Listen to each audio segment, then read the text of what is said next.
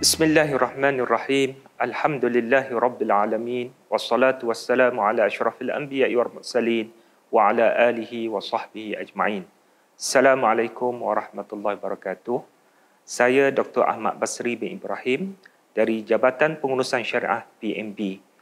Program Bicara Maqasid PMB ini diperkenalkan semenjak tahun 2017 dan tujuannya adalah kita berjumpa dengan masyarakat dan sebagai wadah ataupun platform untuk kita berbicara tentang status terkini pelaburan PMB berdasarkan maqasid syariah dan untuk kita berbincang tentang kekangan pelaburan yang ada di PMB kerana saiznya yang begitu besar. Jadi diharap dengan adanya program seumpama ini, kita dapat berkongsi pengalaman PMB dalam menguruskan dana-dana unit amanah dan bagaimana kekangan ataupun cabaran PMB di dalam melaksanakan pelaburan yang patuh syariah.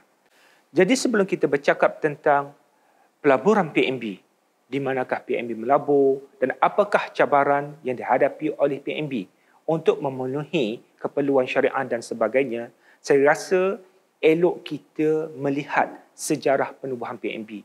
Kerana tanpa memahami sejarah penubuhan PMB, kita tidak akan memahami pelaburan PMB yang ada pada ketika ini.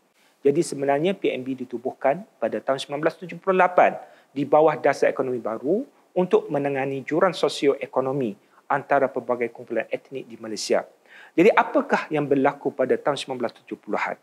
Untuk makluman tuan-tuan dan perempuan, pada tahun 1970-an, majoriti penduduk di dalam negara kita adalah Bumiputera, tetapi dari segi ekonomi, Bumiputera adalah minoriti. Secara statistiknya, pada tahun 1970-an, syarikat-syarikat di dalam negara, dari utara ke selatan, barat ke timur, Sabah dan Sarawak, pemilikan equity di kalangan Bumiputera adalah sangat kecil.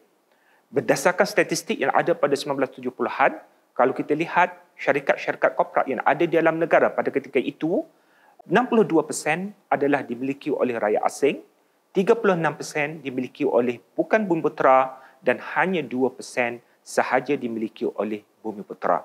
Dari segi population ataupun dari segi penduduk, Bumiputera adalah majoriti di dalam negara, tetapi dari segi ekonomi, Bumiputera hanya merupakan minoriti di dalam pemilikan syarikat-syarikat korporat di dalam negara.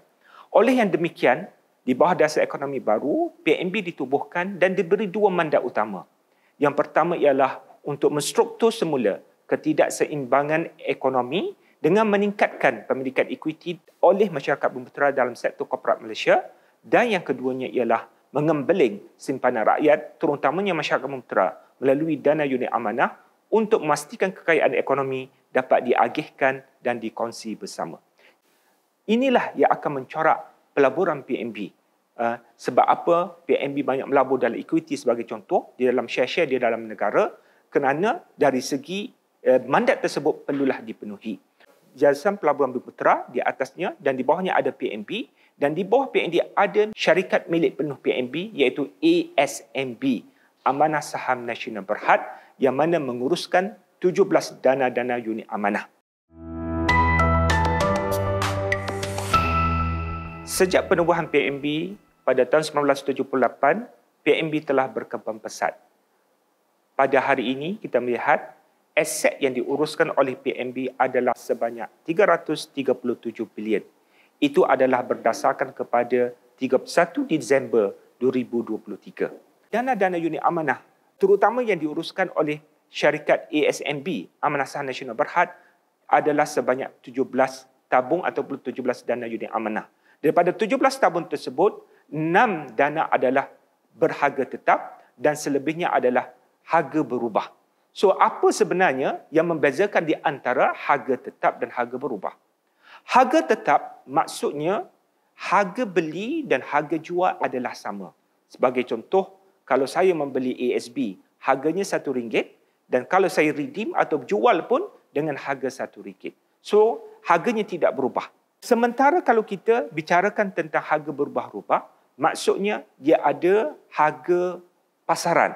Maksudnya harganya mungkin hari ini meningkat, mungkin hari ini harganya akan menurun. Sebagai contoh, kalau saya beli dengan harga RM1, mungkin esok ataupun lusa harganya mungkin menjadi 90 sen ataupun mungkin menjadi RM1.10. Jadi dia ada harga pasaran. Dan harga pasaran ini berubah. Dari semasa ke semasa, mungkin meningkat lebih daripada RM1 dan mungkin kurang daripada RM1. Itu adalah harga berubah-ubah. Dia ada harga pasaran dia. So, macam mana kita dapat untung? Dia tidak ada keuntungan dari segi jual beli, tetapi keuntungan datangnya daripada segi dividen yang ditawarkan setiap tahun. Sebagai contoh, ASB akan menawarkan dividennya di hujung tahun. Berapa persen? Itulah keuntungan yang dapat kita ambil daripada pelaburan di dalam unit trust yang harga tetap. Sementara kalau harga berubah-ubah ini, mungkin kita dapat keuntungan dengan cara kita menjual unit trust tersebut kerana harganya berubah-ubah. Masa kita beli harganya RM1, mungkin masa kita jual harganya RM1.10. So kita akan dapat dipanggil capital gain, keuntungan daripada jual beli tersebut. Itu satu keuntungan yang kita dapat. Yang keduanya, mungkin juga kita akan dapat keuntungan dari segi dividen yang ditawarkan setiap akhir tahun tersebut ataupun dana tersebut. Dua keuntungan mungkin didapati oleh para pelabur kalau harga berubah-ubah, iaitu dari segi jual beli dana tersebut dan yang keduanya dari segi dividen yang ditawarkan. Bagaimanapun dari segi modal, mungkin ia akan berkurangan, mungkin ia akan bertambah, berbeza dengan harga tetap. So itu bezanya di antara harga tetap dan harga berubah-ubah. Apa beza saham dengan unit amanah? Saham ini adalah merupakan saham syarikat. Contohnya kalau kita beli satu saham, ia adalah milik syarikat tersebut. Contohnya harga saham RM3. Saham tersebut adalah sebagai contoh saham syarikat ABC. Saham tersebut hanya mewakili satu syarikat sahaja. Tetapi kalau kita bercakap tentang unit trust, unit amanah, ia sebenarnya suatu tabung, suatu dana yang mengumpulkan pelbagai saham dalamnya. Mungkin ada 60 saham, mungkin ada 70 saham di dalam tabung tersebut yang mana diuruskan oleh pengurus dana. Jadi mungkin sebagai contoh, di dalam ASB itu ada pelbagai saham. Dalam tu ada saham Digi.com, dalam tu ada saham Tenaga, dalam tu ada saham Petchem, dalam tu ada saham Sime Darby dan sebagainya. Jadi di dalam tabung tersebut ada pelbagai saham yang mana diunitaskan menjadi unit-unit dan dijual dengan harga RM1 atau harga tertentu. Jadi itu bezanya. Jadi saham, satu syarikat, tetapi kalau unit amanah, satu unit amanah sebenarnya mewakili pelbagai syarikat dan mewakili pelbagai saham. Jadi itu adalah bezanya di antara unit amanah dan saham. Satu lagi saham ini ialah pelaburan yang mungkin pelaburan yang jangka pendek. Kerana saham ni boleh dijual beli dan kita beli hari ini dengan harga tertentu, kemudian mungkin dalam masa yang singkat, sehari dua hari, meningkat harga saham tersebut. Market value-nya bertambah. Maka kita jual, kita akan dapat keuntungan walaupun dalam tempoh yang singkat. Tetapi untuk unit amanah, terutama yang berharga tetap, dia tidak ada jual beli ataupun keuntungan daripada jual beli seperti yang saya sebut sekejap tadi, tetapi keuntungannya datang daripada mana? Keuntungannya datang daripada dividen. Jadi dividennya perlukan jangka masa tertentu, 1 tahun, 2 tahun dan sebagainya. Sebab itu pelaburan di dalam unit amanah ini di pelaburan yang bersifat sederhana dan jangka panjang. Kerana kita lagi panjang ataupun lagi lama kita letakkan dalam unit amanah, lagi banyak dividen yang kita akan dapat, lagi banyak kita laburkan dalam unit amanah, begitu juga lagi banyak dividen yang kita akan dapat. Daripada jumlah aset tersebut, sebenarnya di PNB kita segregate atau kita asingkan di antara fund milik PNB dan fund yang dimiliki oleh para pelabur. Kita ada proprietary fund dan kita ada unit trust fund. Jadi untuk makluman semua, unit trust fund ini adalah milik para pelabur yang mana kita tak usik, kita menggunakan fund ataupun duit di dalam tabung tersebut untuk dilaburkan dan pulangannya dikembalikan kepada para pelabur dalam bentuk dividen yang kita umumkan setiap tahun. Untuk proprietary fund, ia adalah milik PNB yang juga dilaburkan dan kita menggunakan wang tersebut untuk aktiviti di PNB, CSR aktiviti dan kita juga membayar zakat daripada tabung tersebut. Jadi kita membayar zakat korporat, itu adalah zakat PNB, bukan zakat milik para pelabur. Jadi kita menasihatkan para pelabur sekiranya cukup nisab dan cukup haul untuk membayar zakat sendiri. Sebab kita tidak boleh membayar zakat buat masa sekarang, kita tidak boleh membayar zakat bagi pihak para pelabur kerana kita terikat dengan trust deed, yang mana di dalam trust deed itu ada do's and don'ts. Perkara-perkara yang kita boleh buat dan perkara-perkara yang kita tidak boleh buat. Jadi kita hanya boleh laburkan duit yang di dalam tabung unit trust fund tersebut untuk pelaburan dan keuntungannya diberikan kepada para pelabur dan kita tidak gunakan untuk aktiviti-aktiviti yang lain. Begitu juga dengan zakat, perlu dibayar oleh para pelabur sendiri.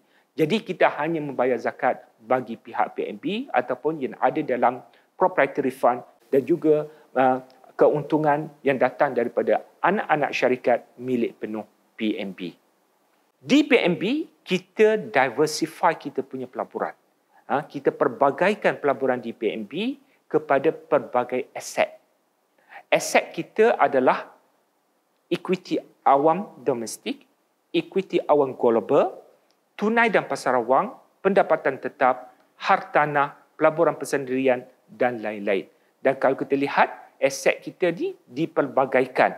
Pertama, dari sudut geografi, ada kita melabur di dalam negara dan ada yang kita melabur di luar negara. Kemudian dari sudut aset kelas pula, kita perbagaikan kepada pelbagai aset kelas.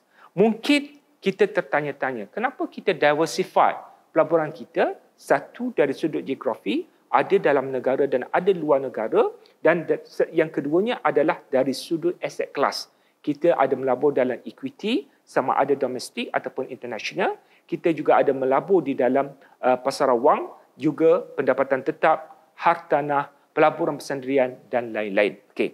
Ini dalam menguruskan pelaburan, kita ada dua perkara penting yang perlu kita jaga. Iaitu yang pertama ialah dari sudut macam mana kita menguruskan risk ataupun risiko pelaburan. Yang kedua, macam mana kita menguruskan liquidity ataupun kecairan pelaburan kita. Dua-dua ini sangat penting. Risk management dan juga liquidity management. Okay. Risk management maksudnya pelaburan ni, setiap pelaburan ada untung dan ada rugi.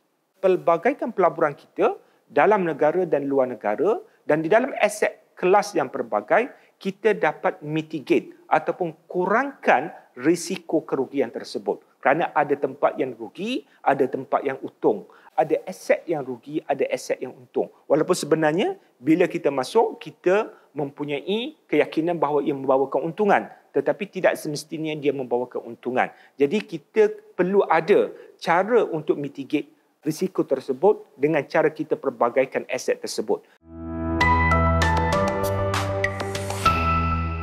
Jadi dari latar belakang yang saya ceritakan tadi tentang PNB, semenjak penubuhannya pada tahun 1978, kita melihat PNB telah berkembang pesat dan sekarang aset yang diuruskan oleh PNB telah melebihi 330 bilion.